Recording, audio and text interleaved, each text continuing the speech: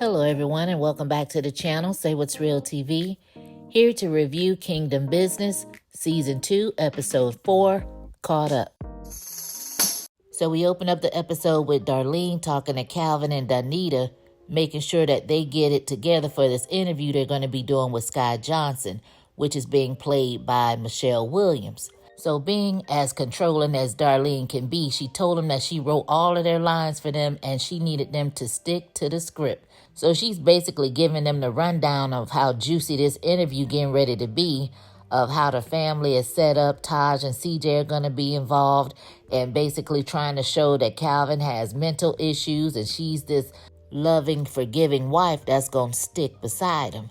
And the shooting, they're not going to bring that up. We're not going to dwell on the past. She says they're going to focus on the present. So after she makes her demands and leaves, both of them say that they don't think they'll be able to stick to this script of hers. So over there at Redeeming Records, we got Rebel coming in. The gang's all there. They're showing her the footage from the performance she did at the prison, and they're all proud of her and says that she looked like she wanted to be there. What changed? She says she was just glad that they didn't judge her for backsliding, and started reminiscing about her time in juvie, how she used to cry out to God, and she realized that, all the time she's fallen, he's never thrown her away, and she feels that he is also placing people around her in her life that reminds her of that. I think Rebel is slowly but surely coming around, you guys. She is slowly but surely coming around. So we head over there to the Jordans, and apparently Calvin and Danita can't sleep because they both find themselves in the kitchen. So they end up sharing a sandwich as they start talking, and Calvin asked her, did she see anything when she was in her coma? She tells him at first she saw some blackness, but then she did see a face. And then it seemed to me like Calvin got excited and he was like, well, did you recognize it? She told him that it could have been her imagination, and he said to her that she was covered in prayer and it could have been the face of Jesus. Then Danita said she was going to try to go get some sleep, but she offered Calvin to come get into bed with her. So apparently they're sleeping in separate rooms. And respectfully, he told her he would love that, but he wanted to wait until she got her memory back so she'll know what she was getting into dealing with him. She didn't have a problem with that and gave him that endearing forehead kiss, and they called it a night. So once Danita goes to sleep, she has one of her dreams, and now she can see his face as clear as day, saying that he was her son, and she got right up as if she was having a nightmare. So we see Taj and Essence meeting up with the wedding planner, and the two of them cannot agree on anything. Taj wants to get married in a church. Essence is talking about an outdoor wedding. Taj is hella annoyed, and Essence don't seem to realize or care how he's feeling about anything. So she's explaining to him that she wants to pay for the wedding, and he's like she shouldn't have to do that. And she tells him she doesn't mind because she's worked hard enough to where she wants to spoil the people that she loves. So he agrees, but then he tells her, well, my dad, I want him to marry us, and we have to do premarital counseling with a pastor at a church. And they chose the church Believe. So Taj, he goes to see Calvin, and he's basically just checking in on him, making sure he's okay. And he asked him, like, what is your next move? What do you want to do? So Calvin told him that he wanted to get back to the basics and he wanted to open up a Bible study, but he was just waiting on the Lord. So Taj was like, well, since you're waiting, it would mean the world to him in essence if he would marry them. And Calvin, his eyes just lit up and he said he would be honored. So we get a scene with Danita where she goes back to the hospital and she talks to the director of chaplains and says to him that someone came in her room and prayed over her and she wanted to basically thank them in person. And she realizes that only staff, chaplains, and family are allowed in ICU. So she wanted to know, can he find out who the person was? And he basically told her he'll see what he can do. So we go over to one of the little private parties and we see Rebel working the room, being sociable, talking to all the gentlemen, all the while being slicker than a can of oil as she's placing different bugs all over the place. So Dex, he orders her to come to him, and I'm like, oh Lord, she done got caught. But he basically just told her he didn't need another bottle girl and she needed to go on and school her little pretty tail down there to the guy that was waiting for her at the end of the hallway, and he didn't want to hear nothing but praises. She was looking scared. I was looking scared. I'm like, that desk is scary looking. She walks up to the guy and tells him that she's promised to somebody else and basically brushes him off and leaves. Now, Rebel, when you see Dex again, what are you going to do? Because he already told you these people are nothing to play with, and you promised that you were going to be all in. So later on in the episode, we see Rebel meeting up with someone in the dark on the side of the road, and it's Detective Parker, which I kind of figured that's who she was talking to. So the bugs that she planted all over the party, Parker was like, they're getting good audio, but still nothing on Danny's situation. But she told her, don't worry, somebody will slip and say something. And she expressed how she felt about Chief Ray and how she's heard rumors about him, but didn't believe anything until she saw the way he handled the evidence in Danny's case. So Rebel asked her about the bishop, and she said nobody can be trusted. Don't say anything. Nobody can know that she is working with the police. We see Taj and Essence having their premarital session with the pastor, and already they are disagreeing with each other because Taj says he wants his child to grow up in the church. Essence feels like that should be a decision the child makes and it should not be forced. So Taj is trying to explain why he feels this is important in the marriage, and Essence over there talking about how sexy he looks, like she takes nothing seriously. And then the pastor was like, well, let's talk about the different roles you guys would play. And she automatically goes to role playing in another sexual manner. It's like all she thinks about is sex. And Taj gets hella annoyed once again, like that's not what she's talking about. And then she just chalks it up like, oh, I was just playing. Now, Essence girl, we know you were dead serious. So we see Darlene and Danita, and Darlene is going on and on about what she can say, what she don't want her to say about a memory loss, this and that and the other. The two of them bumping heads like they always doing. And Danita ends up telling Darlene that she was just jealous of her, basically, that she was mad that she got all the attention. So Darlene was like, don't rewrite history because you got a little bump on your head. And Danita told her, look, I remember everything. I didn't lose my memory. So she said, well, what do you remember? She said, I remember everything. Everything? Everything. As we see CJ standing around the corner, taking it all in. So now it's time to get ready to do this interview with Sky Johnson. And Sasha is bringing her in the building and introducing her. And I'm like, why is Sasha still on the payroll? Why is she still here? So they run into Calvin, and she's introduced to Calvin, and she tells Sasha that she wants to make sure that everybody signs their NDA. And as she's talking, she noticed the little eye contact that Calvin and Sasha are giving each other, and she peeps it, and then she gives them a moment to themselves. So Essence and Taj, they show up, and Essence look like she's half naked, and Darlene is having a fit just looking at her. Come to find out, she knows Sky. I guess they go way back. So they get ready to start the interview, and everybody's looking nice. They have on their blue. But then they have Essence sitting up there with the family. And I'm like, I think it should have just been the immediate family for this particular interview. I mean, Essence would have been all right. But she's up there sticking out like a sore thumb. So when Danita starts talking, she says to the audience, if you are the person that personally prayed for her, please contact her. And Darlene was looking like, what the heck is going on? Like, cut, because they're off script already. They're not following the script she wrote out. So as Sky was getting ready to move on to Calvin, Danita interrupted her and announced her new television special called Danita and Friends. And baby, Darlene was over it. So now Sky, she goes back to Calvin. He says he's grateful. He starts talking about his mental health and being in therapy. He also says that if it wasn't for his family, he wouldn't be there. And then he wants to address the audience. So Calvin, he admits to his sex addiction, and he brings up Danny and her murder and says that if the police doesn't want to find the truth, he will, and he won't be stopped by anybody.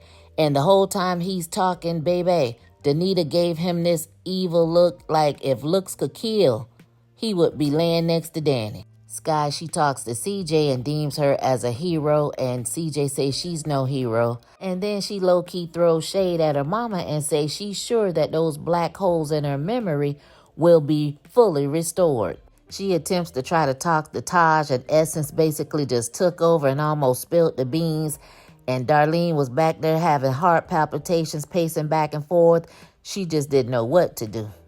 So when Taj and Essence leave out, Taj is annoyed again because he's like, what was that? You made this about us when it was supposed to be about my family. And she was like, well, what am I? He says girlfriend, and she had to correct him like, I'm your fiance. So she told him she was only trying to help, and she tried to caress his face, and he moved her hand out the way. And she was like, see, that's not what we're going to do. She said, if you want to sit around and pout, go ahead. I'm going out to have me some fun. I'll see you later. And she walked off and left him. So CJ went to Danita to confront her about overhearing her say she had her memory. Danita was like, oh, I wish you hadn't heard that. But she did go ahead and tell her the reason she did it was because of Caesar and the whole lawsuit thing. And she asked CJ not to tell anybody and keep it to herself for the kingdom. And basically, Danita doing the same thing to CJ what Darlene does to her. Between Detective Parker, Danita, and Rebel, I feel like the name of this episode should have been Don't Tell a Soul. So we see Essence, she's out in the club with her girls having a good time, so she's getting ready to leave when we see the DJ, which is Zion, come running behind her, and he wanted to let her know the reason he broke up with Rebel and wanted her to be aware so she won't get played is because after Faith Night, he caught them in this passionate kiss. Essence tried to make it seem like she was unbothered, but deep down, she already knows what time it is. That's why I feel like she tried to set Rebel up with Xavier to get her away from her man. So then we go over there to Rebel's house, and Calvin shows up. How he knows where Rebel stays is beyond me. So she asked him what he was doing there, and he said that somebody's been threatening his life and his kid's life, and he feels that she could be in danger. And I'm like to myself, what, is this one of your kids that you're worried about? I'm confused. Because in the midst of them talking, we find out that him and Rebel's mom, Raven, were in a whole full-fledged relationship. They were in love, but his ambition to be bishop so bad led him to having to marry Danita. So he had to basically leave Raven alone. Him and Danita got together, married. They had Taj and CJ, and he couldn't seem to make it work with her, so he wanted to go back to Raven, so he was going to divorce Danita. But of course, that wouldn't look right in the kingdom, so Jeremiah and Darlene, they were not having that.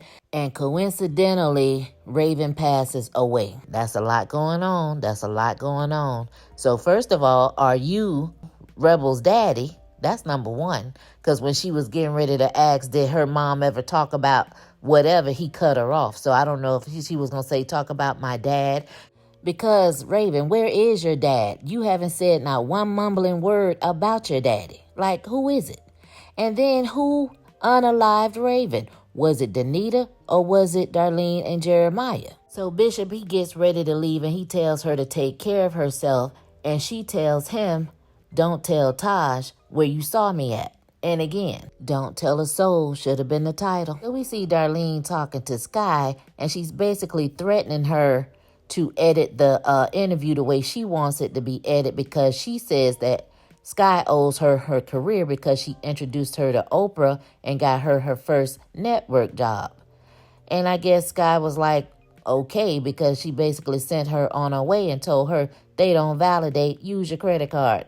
I'm like, that Darlene is a hot mess. So Sasha, she goes over there to Redeemer Records and takes Caesar some of her music and takes him some hot wings, trying to break the ice with him, I guess. So they sit and eat the hot wings and they're talking, and she's putting her hand all on Caesar's hand and telling him, look, enough of this takeout. Let me cook you dinner. He didn't say yay or nay, but she took that as being a positive because he didn't say no. So he said if he likes what he hear with the music, he'll produce it there. And she was okay with that, and she ended up leaving. And I'm like, I could have sworn I said I did not want Caesar hooking up with Sasha. And I see this is where it's going. So Rebel, she makes it to the studio, and her and Taj talk about the song that he wrote for her. And she ends up performing the song, and Taj really got into it. She got into it. So it was a good little song. It was cute. So after it was over, he was asking her, was she okay? How was she feeling? She said that she had a long week. And, he wanted to give her a hug. So she gave him this hug. And it was just a little, that chemistry was there. It was there. Next thing you know, you hear Essence' voice. And she was like, y'all got something y'all want to tell me? I was like, oh my God, everybody getting caught this week. So she tells them what Zion told her at the club about them two kissing after Faith night. So Taj says that they just got caught in the moment, that it didn't mean nothing. So Rebel gave him that long stare like, what you mean it didn't mean nothing? But she played it off and she said, well, yeah, what he said, it didn't mean nothing. So her and Essence, they get into it and they go back and forth. And Taj, he had to put a stop to that. And Rebel, she ended up leaving. So Taj says that it was all one big mistake. They just kind of got excited. And Essence asked him, like, was it a mistake? Because you seem more emotionally tied to her than you do to me. So she asked him, was he in love with her? And he threw that, oh, I'm marrying you thing, which means nothing. And she said, wow, because he couldn't answer. He had no answer. It was like crickets. In essence, she was just really hit with that hard truth that he really don't love her like that. So she was like, well, what are we doing? What are we doing? Because I want more for our child. So she takes her ring off and he's like, well, what are you doing? She said, well, maybe we shouldn't get married because I'm not going to beg anyone to love me no matter how much I love them. I said, I know that's right. And she turned and she walked off. So we get a scene with Calvin and he gets a visit from a judge. And it was the guy that was in the party with him that agreed with what he was saying when he was preaching. And Dex kicked him out right along with Calvin. So he tells Calvin that ever since that night, he hasn't stopped thinking about what he was saying about Danny and her murder. And he thinks he may know something. So he said that Chief Ray approached him at a gathering a few months back and wanted a favor and asked if he can show some leniency to somebody that was appearing before his bench. So he says that the person was Ezra Lucas, the one that allegedly shot Danny. And he was already facing a lot of prison time. And as a favor to Chief Ray, he was just going to give him probation. But he never made it because he turned up dead. So I guess Rebel was like the heck with Taj and got in her little feelings because she ran home and called Xavier to come over. And he was glad to be called. So while she getting her groove on with Xavier, they pan over there to Taj. He crying, calling Essence every 5 minutes, calling, texting, and calling, and she's not picking up. So he don't know what to do. Next thing you know, we see Essence. She is wrapped around a pole, a tree, or something. She done had a wreck, and she is linked over on the steering wheel. We don't know what's going on. Is she dead? Is she alive? We don't know. And that's where the episode ends. Ooh, child, I really enjoyed this episode. It was a lot going on. Do you guys think that Essence is going to make it? Will the baby make it? Will Taj feel guilty and blame himself? Will he be resentful towards Rebel? Who knows? Is Calvin Rebel's daddy? So many questions. We need answers. Drop down in the comments, you guys. Let me know what your thoughts are. As always, you guys, thanks for watching. Thanks for listening. And I'll catch you on the next one. Peace.